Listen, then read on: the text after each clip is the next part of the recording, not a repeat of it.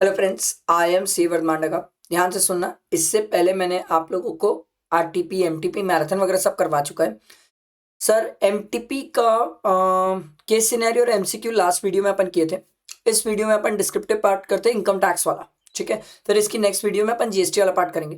तो ध्यान देना, कुछ अच्छे पॉइंट्स हैं, कुछ अच्छी चीज़ें जो मैं आपको सिखाऊंगा समझाऊंगा। ध्यान से सुनोगे, फोकस करोगे तो आपके लिए एग्जाम में बहुत काम करेगा सर। ठीक, तो लेट्स स्टार्ट। टाइम वेस्ट नहीं करते सर। सिंपल सी रिक्वेस्ट है, लाइक करना और फ्रेंड्स को शेयर करना। चलो क्वेश्चन देखो क्या बोलते हैं। You are required to compute the total income and the tax liability of mister Amit under the normal provision. Wow, मतलब 115 बीएससी तो पिक्चर में ही नहीं है। Very nice. बट एक बात मैं आपको समझाता हूँ, जब भी कभी एग्जाम में नॉर्मल प्रोविजंस बोले एकदम से खुश मत हो जाना, क्योंकि normal provision doesn't mean only normal provision. Normal provision means आपको एएमटी भी सोचना है, प्रोवाइडेड उसकी इनकम 20 लाख से एक्सीड करनी चाहिए। तो कभी भी स्टूडेंट ये चीज का ध्यान रखें। सिर्फ नॉर्मल प्रोविजन बोला मतलब ये मत सोच लेना आइट जन्नत ना, एएमटी भी है वहां पर, ये चीज का ध्यान रखना। अब वो यहाँ पर इस क्वेश्चन में अपन इनकम बनाएंगे, पता चलेगा सर। ठीक है, चलो मैं आपके साथ क्वेश्चन पढ़ते जाऊंगा और साथ साथ बनाते भी जाऊंगा, क्योंकि अगर मैं एक बार पूरा क्वेश्चन पढ़ा और एक बार बनाने गया तो बहुत लंबा टाइम हो जाएगा सर। ठीक है, चलो देखो। क्वेश्चन 1 कंपलसरी होता है। Mister Amit age 45 years, a resident Indian, ध्यान रखना सर। ठीक है, has provided you the following information. देखो क्या क्या information. For the previous year 31 March 2024 he has received a royalty of 2,88,000 from abroad for a book authored by him in the nature of artistic. ठीक है, the rate of royalty is 18% of the value of the books and expenditure made for earning this royalty was 40,000. The amount remitted to India till 30 September 2024 is 2,30,000. तो मैं तो एक काम करता हूँ, मैं आपके सामने ना क्वेश्चन सॉल्व करना स्टार्ट करता हूँ सर। अभी मैं रफ में कर रहा हूँ, आप लोग ऐसा एग्जाम में नहीं करेंगे, आप लोग पूरा प्रॉपर लिख के आएंगे। Computation of total income and tax liability of mister, क्या नाम है इसका, Amit, for the assessment year, पूरी चीज लाइन लिख के आएंगे। ठीक है, उसके बाद अपन आगे बढ़ती है कहानी। तो अरे यार, ये ना सीधी लाइन क्यों नहीं होती भाई। ठीक है, फिर उसके बाद ये हुई ना बात। ठीक है, फिर उसके बाद आप लोग दो स्ट्रेट लाइन ड्रॉ करेंगे। नाइस। ठीक।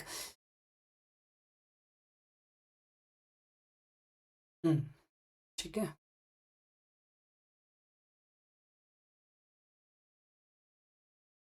ये ठीक है। फाइनली स्ट्रेट लाइन का तो जुगाड़ हो गया सर। पिछली बार मेरे को एक स्टूडेंट ने गाइड किया था सर, स्ट्रेट लाइन कैसे ड्रॉ करना है आईओएस में। एप्पल में मुझे नहीं आता था, मैं एंड्रॉयड में जानता हूँ, सॉरी विंडोज में जानता था सर। ठीक है, चलो तो सबसे पहला क्वेश्चन का पहला ट्रांजेक्शन जो था वो तो मुझे मिल गया। ये मुझे मिल गया यूएस की इनकम रॉयल्टी। और मेरा एक तरीका है, आई होप शायद ये आपको भी हेल्प करे। मैं क्या करता हूं, यहां लिखा आईयूएस की इनकम। ठीक है, रॉयल्टी की इनकम दिख गई मेरे को। ठीक है, अभी तो मैं सर शॉर्ट में हूं, आप एग्जाम में शॉर्ट वॉर्ट कुछ नहीं करेंगे, पूरा डिटेल लिखेंगे सर। रॉयल्टी की इनकम कितनी है सर, 2,88,000। इतनी है ना सर, 2,88,000। हाँ सर, 2,88,000। इसमें एक्सपेंस भी है सर 40,000 का। तो सर 40,000 का एक्सपेंस, ये क्या हुआ।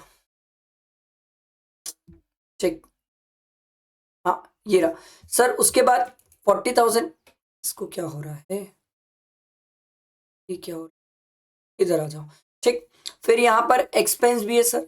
एक्सपेंस करेंगे अपन -40,000 का। ठीक है, ये एक्सपेंस माइनस हो जाएगा। तो एक्सपेंस माइनस होने के बाद कितना बचा सर, ये आ जाएगा 2,48,000। ये आया रॉयल्टी की इनकम। अब मैं क्या करता हूँ सर, मेरा एक तरीका है, मैं स्टूडेंट को बोलता हूँ पर्सनली कि ये तरीका बेटर होता है, आप भी एग्जाम में ये अप्रोच रखो। क्या होता है, इससे गड़बड़ नहीं होगी। आप क्या करो, ठीक है, ठीक है, आप क्या करो, साथ साथ में मेरे हिसाब से तुरंत के तुरंत क्या करो, डिडक्शन लिख लो। क्योंकि ना, मैं ऐसा नहीं बोल रहा हूँ सर दोबारा याद नहीं आ सकता है, बट चांसेस है कि हम जब दोबारा पहुंचे वहां पर उस पॉइंट पे तो गड़बड़ कर दे। तो मेरे हिसाब से डिडक्शन ले लो सर, 80 QQB। ठीक है, और डिडक्शन की जब बात आएगी तो डिडक्शन में अमाउंट में डिफरेंसेस आएंगे सर। सर हमने ऊपर देखा कि हमें सर बुक से मिल रही है, बट सर 30 सितंबर तक कितनी रेमिट हुई है, 2,30,000। तो सर हम यहाँ पर लिखेंगे 2,30,000। ठीक, -40,000 का एक्सपेंस। ठीक, तो आउटर में जाएगा 1,90,000, क्यूक्यूबी में डिडक्शन 1,90,000। ये क्या हुआ, उस पॉइंट का पूरा ट्रीटमेंट हो गया। तो एग्जाम में गलती होने की स्कोप नहीं है सर। अब दोबारा इस पॉइंट पे याद रख पाओ नहीं रख पाओ, ये ध्यान रखने वाली बात। हाँ, बट मैंने आपको इसमें कैलकुलेशन नहीं करके बताया, वो मैं आपको यहीं पर करके बता देता हूँ। 2,88,000 है, ये 18% के बराबर है। अगर आपको याद हो तो रॉयल्टी का 15% मैक्सिमम है। तो 2,88,000 डिवाइडेड बाय 18 इंटू 15, ये आ रहा है सर 2,40,000। ठीक है, ये आया 2,40,000। बट हमने सीखा था सर जितना रेमिट हुआ है उससे ज्यादा हम नहीं ले सकते। तो रेमिट कितना हुआ है 2,30,000, इसलिए मैंने 2,30,000 लिया, -40 किया, 1,90,000। ये मैंने आपको इसलिए बताया क्योंकि इंस्टीट्यूट मैथ पे भी ये पॉइंट दिया हुआ है सर। आई बात समझ? आगे देखते हैं नेक्स्ट पॉइंट देखो। He owns an industrial undertaking established in an SEZ and which had commenced operation during the financial year 21-22. Oh my God! अगर आपको याद हो तो SEZ का लास्ट ईयर है सर 2021। ये कहाँ से आ गया 21-22? तो इसमें तो आपको सर जो 10AA की डिडक्शन है वो नहीं मिलेगी। अब स्टूडेंट इसमें गलती ये कर सकता है सर, इसको आपको पीजीईपी की तो इनकम दिखाना है और पीजीईपी में आपको ये जो प्रॉफिट है ना वो दिखाना पड़ेगा सर। कई बार स्टूडेंट ये गड़बड़ कर देता है। तो यूएस के लिए थोड़ी जगह छोड़ दो क्योंकि माइट भी पॉसिबल और भी कोई इनकम आ सकती है।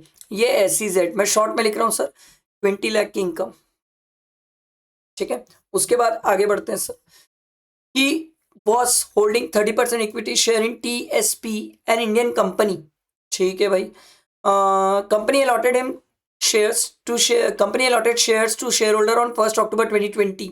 ठीक है, the paid up share capital of the company is 20 lakh divided into 2 lakh shares at the rate of 10 rupees each, which were issued at a premium of 30 rupees। तो सर इसके पास कितने रुपीस के शेयर्स है? 40 rupees के, क्योंकि 10 rupees तो sir face value है और 30 रुपीस प्रीमियम है। He sold all the shares on 30th April 2023 for 60 rupees। ठीक है, equity share of TSP limited was listed on a recognised stock exchange. Nice, यहां से काम की बात हुई ना सर, स्टॉक एक्सचेंज में लिस्टेड है सर। ठीक है सर, परचेज किया 2020 में, बेचा है 2023 में। ऑब्वियस सी बात है लॉन्ग टर्म है सर। लिस्टेड शेयर्स के केस में 12 मंथ देखते हैं, लॉन्ग टर्म है और लॉन्ग टर्म है, STT वगैरह पेड है। तो ये FMV वाली लड़ाई याद है सर, कॉस्ट निकालना पड़ता है सर इसके लिए, कॉस्ट। और कॉस्ट निकालने का तरीका मैं आपको याद दिलाता हूँ। सबसे पहला स्टेप 1 जो होता था उसमें अपन लिखते थे सर कॉस्ट कितनी है हमारी, 40 रुपीज। सेकेंड स्टेप होता था, उसके अंदर भी ए पार्ट होता था और ए में होता था fair market value. Fair market value कितनी है सर, 50। सेल कंसिडरेशन कितना है सर, सेल कंसिडरेशन कितने बेचा, 60। पहले तो ये दोनों में विच एवर इज लोअर, तो लोअर कितना हो गया, ये रहा भैया लोअर 50। फिर इसको कंपेयर करते थे कॉस्ट से, दोनों में विच एवर इज हायर कितना हो गया, 40। तो फाइनली हमारी सर कॉस्ट कितनी आ गई सर, 40। सेल कंसिडरेशन कितना है, 60। तो 20 क्या आ जाएगा सर, कैपिटल गेन। समझ आया, बैठा दिमाग में, क्लियर हुआ सबको? तो सर 20 रुपीज का कैपिटल गेन, ये हमने कॉस्ट निकाल ली। तो अब हमें यहाँ लिखना पड़ेगा सर, ये तो SEZ है, एक काम करते हैं यहीं लिख देता हूँ कैपिटल गेन। ठीक है, यहाँ लिख देता हूँ कैपिटल गेन। अब कैपिटल गेन हमने तो निकाल लिया है, चाहूं तो मैं यहाँ शॉर्ट में लिख सकता हूँ भाई, सेल कंसिडरेशन कितनी है। अब इधर ध्यान देना सर, ये 30% शेयर होल्ड करता है। कंपनी ने कितने शेयर इशू किए, 2 लाख। तो 2 लाख का 30% कितना होगा सर, 60,000। इसके पास 60,000 शेयर्स है, बेचा कितने में, 60 में। तो इसके पास है 60,000 शेयर्स, बेचा है 60 में, तो ये आ जाएगा 36 लाख। ठीक, माइनस मैं कॉस्ट ऊपर निकाल के बैठा हूँ सर, 60,000 इंटू 40, ये कितना आ जाएगा सर,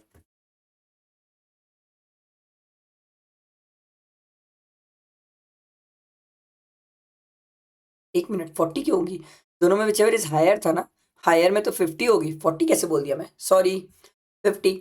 तो सर ये 50 हो जाएगी, तो ये 60,000 इंटू 50 कितनी हो जाएगी, 30 लाख। मेरे को लगा भी कुछ गड़बड़ हो रहा है। तो सर 6 लाख का क्या आ जाएगा, कैपिटल गेन। अच्छा ये याद रखना, ये कैपिटल गेन 112A वाला है। तो जब अपन टैक्स निकालेंगे तो 1 लाख की एग्जेम्पशन रहेगी सर और बैलेंस पे 10% रहेगा। तो ये तो आगे काम आएगा सर। ठीक है, तो इस पॉइंट का पूरा ट्रीटमेंट हो गया। अगला पॉइंट पे चलते हैं, चलो नेक्स्ट पॉइंट देखो, receive 30,000 as saving bank interest. Okay, तो आईयूएस की इनकम एक और मिल गई सर, इंटरेस्ट 30,000, ठीक, बट इसकी तो डिडक्शन भी है 80। इसकी एज क्या है भाई, इस बंदे की एज है 45, तो हम लेंगे सर 80 टीटीए। टीटीए लिए तो कितना आ जाएगा सर, 10,000 सेविंग का इंटरेस्ट। और क्या बचा, नेक्स्ट पॉइंट आओ sir, he occupies ground floor of his residential building and has let out floor first floor for the residential use at an annual rent of 2,28,000। He has paid municipal tax of 60,000 for the current financial year. ये 60,000 पूरे घर का है, याद रखना, both the floor are of equal size. तो sir 2,28,000 है let out वाले का, माइनस म्युनिसिपल, अरे यहीं लिखते हैं ना, जगह कम कर दिए अपन, थोड़ा सा जगह कम हो गई है, एक काम करते हैं नीचे निकाल लेते सर आईएचपी का, 2,28,000 माइनस 30,000, ठीक है, तो ये कितना आ जाएगा सर, 2,28,000 माइनस 30,000, 1,98,000। इसमें से 30% हटा दो, 30%, तो ये आ रहा है, सॉरी, इसमें से 30% माइनस किया तो ये आ रहा है सर 1,38,600, ठीक है। और बाकी जो सेल्फ ऑक्यूपाइड है उसका जो 30,000 म्यूनिसिपल टैक्स पे किया है वो तो कुछ मिलना ही नहीं है सर, आई बात समझ। तो आईएचपी की इनकम यहां लिख देता, आईएचपी ये कितना आ रहा है 1,38,600। और कुछ तो दिया नहीं है मेरे ख्याल से आईएचपी के बारे में, बस इतना ही तो है, ठीक है। इसके बाद ये डिडक्शन वाली कहानियां चालू हो गई है, तो ये मैं लिख लूंगा, बट एक बार एक काम करता हूँ, जिसकी जितनी रिस्पेक्टिव इनकम है उसको आउटर कॉलम में लिखते जाता हूँ। पहले आ जाएगा सर 2,78,000, ये आउटर कॉलम में आ गया, SEZ तो उसका पूरा का पूरा ही बाहर आ जाएगा 20 लाख, ठीक है। उसके बाद ये वाली इनकम 6 लाख बाहर आ जाएगी, कैपिटल गेन वाली। और उसके बाद सर आईएचपी की आ जाएगी 1,38,600, ठीक है। उसके बाद हमारी आ जाएगी ग्रॉस टोटल इनकम, क्योंकि इतने के बाद कुछ बचता ही नहीं है सर। ग्रॉस टोटल इनकम एक काम करते हैं, ऐड करके निकाल लेते हैं sir, 2,78,000 plus 20 lakh plus 6 lakh plus 138 plus 138,600, तो ये आ रहा है सर 30,30,166,000, ये ग्रॉस टोटल इनकम आई। अभी डिडक्शन बची है सर, क्योंकि आगे क्वेश्चन बचा है। He has paid an insurance premium of 39,000 on the life insurance policy of a son who is not dependent on him. Sir life insurance के लिए वहां सिर्फ बच्चा लिखा था, डिपेंडेंसी से मेरे को कोई मतलब नहीं है, ठीक है। And 48,000 on the life insurance, तो ये ATC में लूंगा मैं, अभी लिखूंगा on life insurance policy of is dependent father. Sir father का नहीं मिलता, फादर का नहीं मिलता, तो ATC में एक तो मिल गया मेरे को भाई, ATC 39,000, ठीक है। उसके बाद अगला है, ही has paid a tuition fees of 42,000 for the 3 बच्चा ऑफ स्कूल, 14,000 पर बच्चा है, तो हमें तो 2 ही बच्चों का मिलेगा सर, ये भी ATC में जाएगा सर। ATC ये ट्यूशन फीस है सर, 14,000 इंटू 2 28,000, ये डिडक्शन हो गई। एक और पेज ऐड कर लेते हैं, ज़्यादा बेटर रहेगा, ये भी तो टैक्स भी निकालना है, ठीक है। तो ये आ गया सर,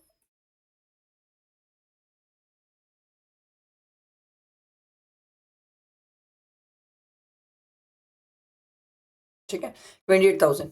अब इसमें डिडक्शन टोटल कर लेते सर, टोटल कितनी आएगी 1,90,000 plus 10,000 plus 39,000 plus plus plus 28,000, तो टोटल डिडक्शन आ रही है सर 2,67,000, 2,67,000। अब इसको माइनस कर लेते 3011, अरे 3011 6 नहीं 301,600, तो ये आ रहा है सर टोटल इनकम, है ना। अभी तो पूरी जंग लड़ना है सर, टोटल इनकम में कितना है, इसको अलग कलर से लिख लेता हूँ, याद रहेगा 27,49,600, समझ आया, क्लियर हुआ, ये हमारी टोटल इनकम आ गई है सर। अभी तो टैक्स लायबिलिटी बची है सर चलो सर टैक्स लाइबिलिटी के लिए मेहनत करते हैं, और ये मैं नॉर्मल प्रोविजन से कर रहा हूँ ना, वो क्या बोलते हैं AMT बाद में करूँगा। तो टैक्स लाइबिलिटी निकालने के लिए सर 2,07,000 ये जो है 2749600, इसमें से पहले तो आप 6 लाख हटा दो क्योंकि वो कैपिटल गेन वाला है सर। तो इसमें से 6 लाख हटाया तो ये बचा मेरा 2,149,600। ठीक सर, ये 6 लाख में से आपको ही पता है 1 लाख की एग्जेम्पशन है और बैलेंस पे 10% है, तो ये 5 लाख पे 10% मतलब 50,000। ये क्रिस्टल क्लियर। इस पे हमें टैक्स निकालना है सर, तो इस पे हम टैक्स निकालेंगे। पहले 10 लाख पे तो फिक्स है, बचे पे 30% प्लस 112500। ठीक है, तो ये आ रहा है सर अपना 457,380। ठीक है, ये आ गया टैक्स। इतने पे मैंने टैक्स निकाल लिया सर। ठीक है, नॉर्मल स्लैब के बेसिस में प्लस 50,000 कर लूंगा मैं, तो ये आ जाएगा मेरा 507,380 प्लस 4% एजुकेशन सेस भी करूंगा प्लस 4% 527,675। ठीक है, वो राउंड फिगर कर लेना सर। ठीक है, ये आया एज पर नॉर्मल प्रोविजन। अभी AMT जिंदा है सर, और AMT के लिए हम क्या करते हैं सर, टोटल इनकम से तो स्टार्ट करते हैं सर। टोटल इनकम कितनी थी हमारी, अभी तो ऊपर लिखा था मैं, 2,749,600। 2,749,600 यही है ना, 2,749,600। हाँ, टोटल इनकम। अब अगर आपको याद हो तो AMT के लिए क्या क्या एडजस्टमेंट होगा सर, डिडक्शन पे जाके एडजस्टमेंट होता है और एक 35AD वाला एडजस्टमेंट होता है, एक 10AA भी होता है। बट यार 10AA की तो अपन डिडक्शन लिए ही नहीं है, तो उसको छोड़ दो सर। हमने बाकी डिडक्शन में जो क्लेम किया है, अगर आपको याद हो तो बाकी डिडक्शन में कौन सी डिडक्शन अपन एडजस्ट कर देंगे सर। अपन ये जो 80QQB वाली है, कहाँ गई 80QQB वाली जो अपन डिडक्शन क्लेम की है सर, क्या हमें इसे वापस एड बैक करना पड़ेगा? यस, हमें एड बैक करना पड़ेगा। हम पढ़ के आए हैं कि 80IA से लेके 80RRB तक जितनी भी डिडक्शन हमने क्लेम की है वो हमें वापस ऐड करना पड़ता है, और RRB के पहले QQB आ जाता है, तो ये हमें ऐड करना पड़ जाएगा सर। 1,90,000 में ऐड कर लूंगा इसमें। ठीक, तो ये आ जाएगा सर 2,749,600 प्लस 1,90,000, ये आ गया सर 2,939,600। ठीक है, ये हमारी एडजस्टेड टोटल इनकम आ गई। अब एक स्टूडेंट बोलेगा सर क्या इसमें AMT की जरूरत थी? यस सर, आप देख लो टोटल इनकम इसकी 20 लाख से एक्सीड कर रही है, तो AMT की जरूरत थी। अब इसमें 18.5% टैक्स निकालना है प्लस 4% एजुकेशन सेस भी ऐड करना है, तो कर लेते सर। इसका 18.5% प्लस 4%, तो ये आ रहा है सर 565,579, यही आ रहा है सर। ठीक, तो अब आप कंपेयर कर लो सर, दोनों में से कौन सा टैक्स बड़ा है कौन सा छोटा है। अब आप देखो सर, ये वाला टैक्स कम है, ये वाला टैक्स ज़्यादा है, तो आपको AMT के हिसाब से देना पड़ेगा टैक्स। फिर ये जो एक्सेस है, इन दोनों का जो डिफरेंस है वो आप क्रेडिट ले सकते हैं, और वो क्रेडिट को आप 15 ईयर्स तक कैरी फॉरवर्ड कर सकते हैं। आई बात समझ, बैठा दिमाग में। ये मैंने आपको फर्स्ट क्वेश्चन सॉल्व करवाया, आई होप सबको क्लियर हुआ होगा फर्स्ट क्वेश्चन। ठीक है, मज़ा आया, कुछ अच्छे अच्छे पॉइंट सीखे, कुछ बातें सीखे सर। और नेक्स्ट आगे नेक्स्ट क्वेश्चन में मूव करते हैं। देखो क्वेश्चन नंबर 2 क्या बोलता है, पहले नीचे आके क्वेश्चन पढ़ा करो। You are required to determine the residential status of miss Priya and computer total income in India for the assessment year 24-25 under the default tax regime 115BAC के हिसाब से निकालना है। ध्यान दीजिएगा। Miss Riya age 62 year was born and bought up in new Delhi. ठीक है भाई। He got married in Russia in 1996 and settled there since then. Since her marriage, she visited India for 60 days each year during her summer break. The following are the details of her income for the previous year 31st March 2024. हर साल 60 दिन आती है, visit का case है, तो 60 days से मुझे दिक्कत है क्योंकि सिर्फ 60 डेज आती है। हम विजिट के केस में 182 देखते हैं, 120 देखते हैं, और सर डीम्ड रेसिडेंट भी देख लेते हैं। बट डीम्ड रेसिडेंट के केस में ये होता है सर कि वो दूसरे कंट्री में टैक्स वगैरह पे ना करती हो। अब रशिया के बारे में ऐसा कुछ दिया तो नहीं है कि वो टैक्स हेवन कंट्री है या वहाँ टैक्स नहीं पे करती है, तो डीम्ड रेसिडेंट वाला तो अप्लाई नहीं होगा। 182 और 120 अप्लाई होगा। तो इस केस में तो ये सिर्फ 60 डेज आ रही है, तो ये क्या हो गई सर, ये हो गई मिस रिया हो गई non resident. Simple easy question.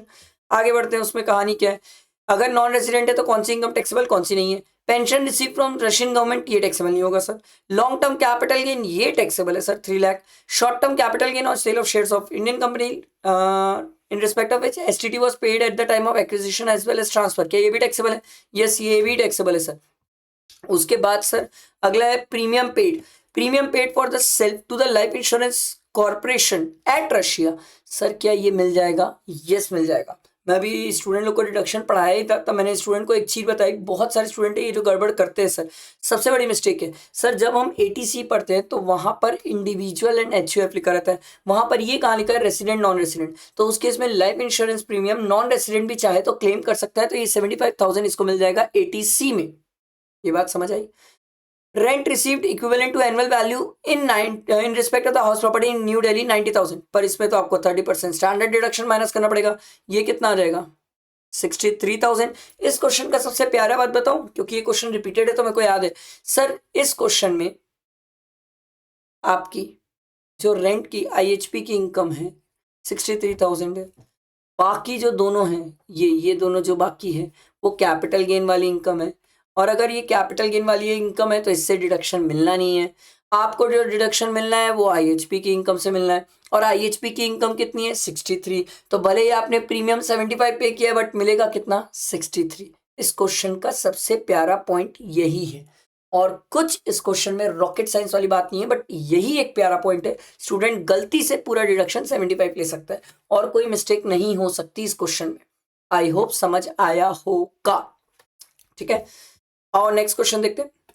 Mr. Samir, age 52 years, provide you the following information and request you to determine the advanced tax liability with due dates for the financial year 23-24.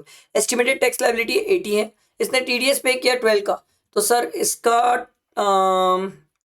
68 बन जाएगा sir.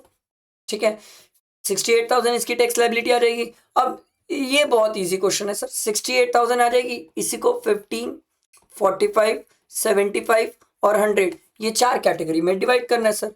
15, 45, 75, 100 4 instalment में बांटना है और 4 instalment में इसको पे करना है सर एडवांस टैक्स लाइबिलिटी। तो मतलब जैसे 68,000 है, उसका पहला 15% निकालो, 10,200 आ रहा है। फिर अगला 45% निकालना, बट 15% में जितना पे किया उसको माइनस कर लेना। ये इजी क्वेश्चन, इंस्टीट्यूट अगर ऐसे क्वेश्चन दे दे तो मजा आ जाए सर, मजा आ जाए पेपर में। आया सबको यहाँ तक समझ। अब और थर्ड क्वेश्चन ध्यान दो। देखो क्वेश्चन नंबर 3, पहले नीचे क्वेश्चन पढ़ लेते। Compute the following for the assessment year 24-25, claim of depreciation, capital gain and deduction available under section 35 if ये shifted out of the default tax regime. मतलब ये दो के लिए पता है आप 115 बीएससी सोचोगे और इसके लिए 115 बीएससी नहीं सोचोगे। एग्जाम में कुछ क्वेश्चन में ना मेंशन करे ना, तो हमेशा याद रखना बाय डिफॉल्ट हमें 115 बीएससी सोचना। इसलिए बता रहा हूँ क्योंकि might be possible additional depreciation की कहानी हो, तो 115 बीएससी में एडिशनल नहीं मिलता।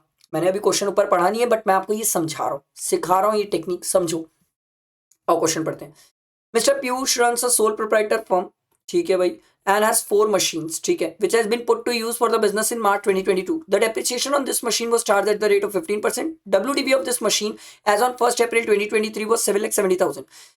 2 of the old machine was sold for on 15 July 2023 for 10 lakh. A second hand machine was bought on 6,10,000. तो यहाँ पर एडिशनल डेप्रिसिएशन की तो कहानी दिख भी नहीं रही है sir. On 30th December. Further, Mr. Piyush has furnished the following detail pertaining to the income and expenditure for scientific research. Scientific research बात की बात है, तो पहले तो अपन एक काम करते हैं, ये क्वेश्चन तो बाजू में ही सॉल्व हो जाएगा, कोई दिक्कत ही नहीं है। 7,70,000 है, ठीक है, प्लस 6,10,000 की मशीन आई है, माइनस 10 लाख की मशीन गई है, तो ये कितना हो गया भाई यार 3,80,000 आएगा सर।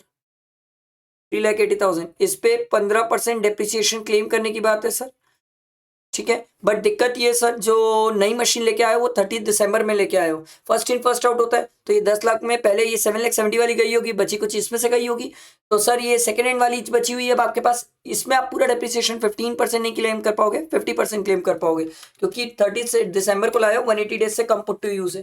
तो 3,80,000 इंटू 15% इंटू 50%, ये आ रहा सर 28,500।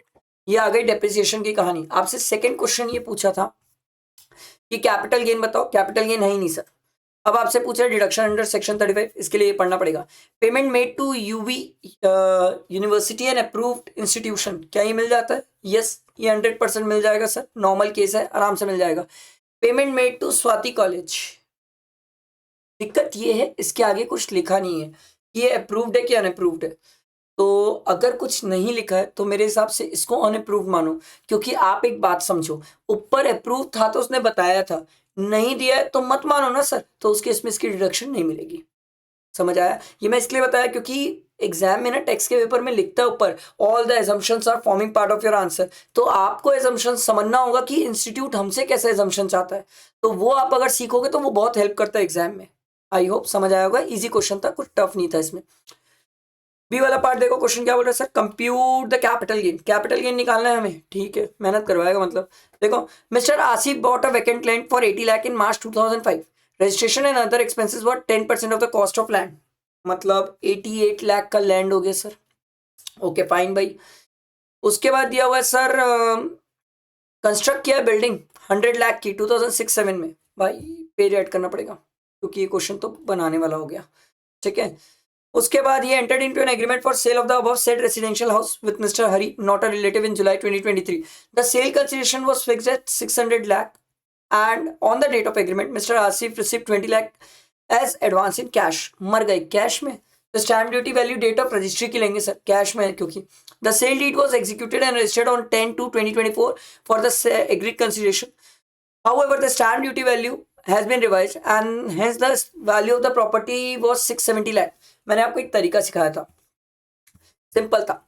सेल कंसिडरेशन यहां लिखता हूं, सेल कंसिडरेशन कितनी है सर, प्लस 10%, चेक करो, सेल कंसिडरेशन हमारी 600 प्लस 10% किया तो 660 आ गया सर। अब मेरी स्टैम्प ड्यूटी वैल्यू कितनी है सर, 670 है सर। क्या ये इसके बीच में फॉल करती है? नहीं सर। क्या ये इससे ज्यादा है? Yes sir. तो मेरा सेल कंसिडरेशन 670 हो जाएगा। ये पहली चीज सीख जाओ, ये मैंने बहुत अच्छे से रिवीजन लेक्चर में भी सिखाया है। तो मेरा सेल कंसिडरेशन तो मुझे पता चल गया 670। अरे यार, ये हो गया 670 minus index cost of acquisition. Sir पास कर लो जनवरी में, क्या बोलते हैं, मई में इंडेक्सेशन वगैरह हटा दिए, बहुत सारे नए प्रोविजन हैं, परेशान हो जाओगे सर। ये 2004-5 की कहानी है, मैं डरा नहीं रहा हूँ, मैं आपको बता रहा हूँ। 88 इंटू 4-5 का कितना है सी आई आई भाई, 113, और अभी कितना है 348, तो 348 डिवाइडेड बाय 113, तो ये कितना आ जाएगा 88 इंटू 348 डिवाइडेड बाय 113, तो ये आ रहा है सर।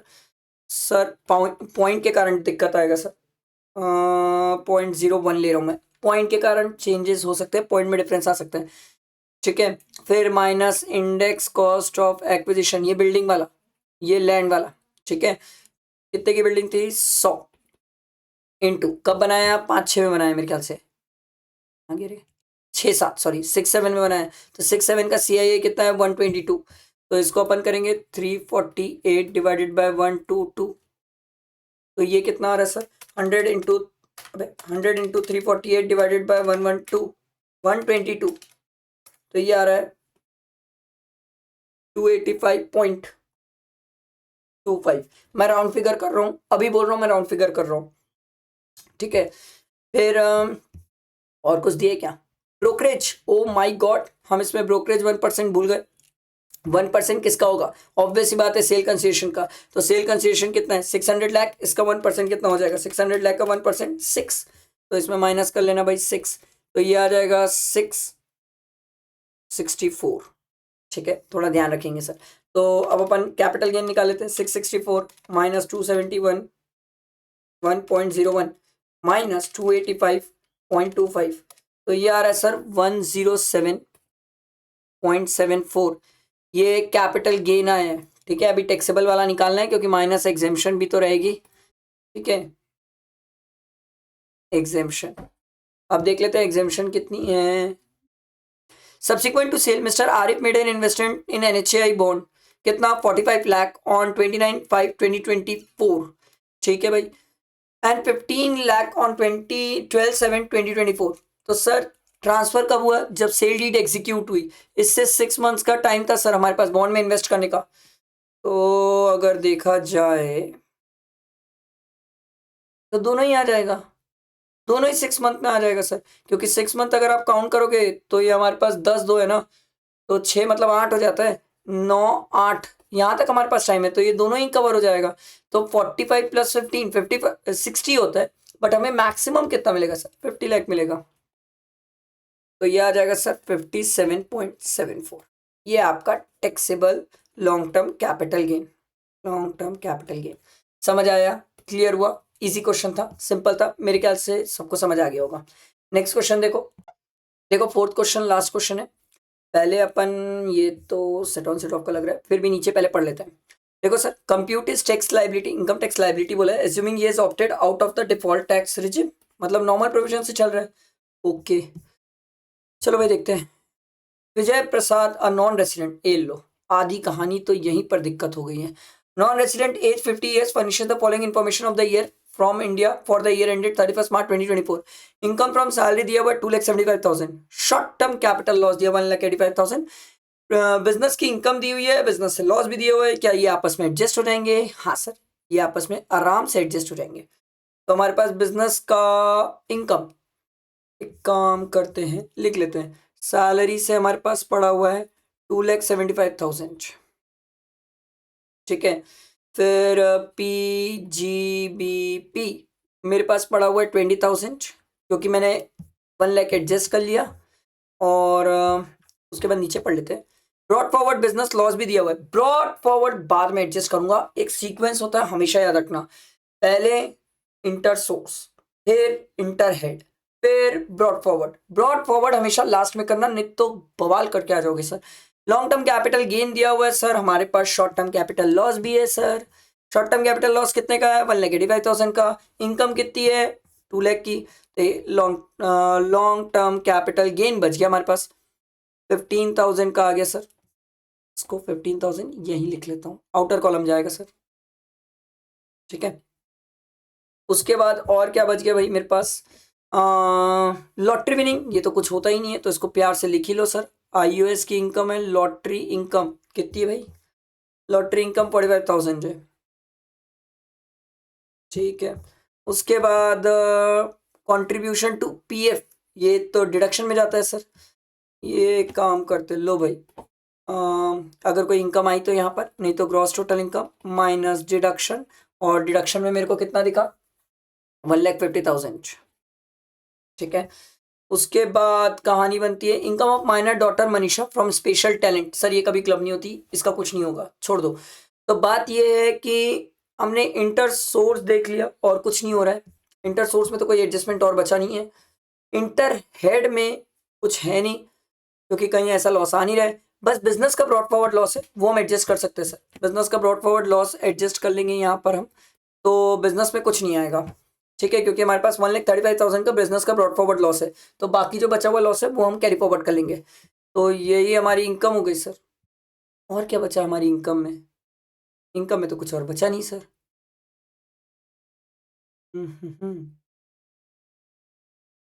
और कोई इनकम में कुछ बचा ना, और कुछ इनकम में तो बचा ही नहीं। तो बात ये है सर कि हमारी ग्रॉस टोटल इनकम कितनी आ जाएगी? 2,75,000 प्लस 15,000 प्लस 45,000, ये आ गया सर 3,35,000, ठीक है। छोड़ा तो नहीं ना मैंने? नहीं नहीं नहीं नहीं नहीं छोड़ा, ठीक। अब बात ये है कि डिडक्शन भी तो क्लेम करना है सर 1,50,000 की, तो 1,50,000 की इसमें से डिडक्शन हटा दो, तो ये आ रहा है 1,85,000। ये आपकी टोटल इनकम। हमें टैक्स लाइबिलिटी तो बोला है सर, तो सर लॉटरी की इनकम में कहाँ गया? लॉटरी की इनकम पे 30% टैक्स। ये short term capital gain non resident है, ये नॉन रेसिडेंट है ये, नहीं तो इसको बेसिक एग्जामिशन लिमिट से एडजस्ट कर सकता, नॉन रेसिडेंट है, बात ही खत्म सर, सीधा 20% टैक्स। तो 60,000 पे तो टैक्स ऐसे निकलेगा, ये कितना आ जाएगा? 3,000, ठीक है। और ये आ जाएगा 45,000 का 30%, 13,500, ये 2 आ गया। और बचा कितना, इसमें से 60,000 हटा दो तो ये आ जाएगा 1,25,000। सर नॉन रेसिडेंट के पास भी बेसिक एग्जेम्पशन लिमिट कितने की होती है, 2,50,000 की होती है, तो इसमें से पूरा एडजस्ट हो जाएगा, तो इस पर तो कोई टैक्स बना नहीं, इस पे इसका टैक्स आ गया 16,500 प्लस 4% कर लेना, 16,500 प्लस 4% 17,160, ये फाइनल इसका टैक्स आ गया। सिंपल इजी क्वेश्चन था सर, कुछ ऐसा टफ रॉकेट साइंस था नहीं। इसके बाद बी वाला पार्ट देखो सर, ये होमवर्क है सर, थ्योरी क्वेश्चन है, रिटर्न चैप्टर का ये होमवर्क है सर। उसके बाद उसका और वाला भी पार्ट देखो सर, जहाँ पर आपसे पूछ रहा है पेन लगेगा कि नहीं, ये भी होमवर्क ही होना चाहिए सर, क्योंकि ये LIC वाली बात है, 50,000 से कम पेमेंट है, चेक से भी पे कर रहा है, नहीं लगेगा, पेन नहीं लगेगा। फिर payment of 1,10,000 for acquiring it's bond, yes sir, इसमें पेन लगेगा, 1 लाख से ज़्यादा है। क्रेडिट कार्ड सर, इसमें भी पेन लगेगा, क्रेडिट कार्ड में तो कोई बात ही नहीं है, लिमिट ही नहीं है सर क्रेडिट कार्ड में। उसके बाद है payment of 1 lakh by account payee cheque to a travel agent, account payee cheque से पेमेंट कर रहा है, इस केस में पेन नंबर नहीं लगेगा। ये सिंपल इजी क्वेश्चन, ये मैंने आपको इनकम टैक्स की MTP पूरी सॉल्व करा दी। नेक्स्ट वीडियो में मैं GST का करवाऊंगा, तो लाइक करना, फ्रेंड्स को शेयर करना और साथ में बने रहना, ठीक है। चलो, थैंक यू फ्रेंड्स।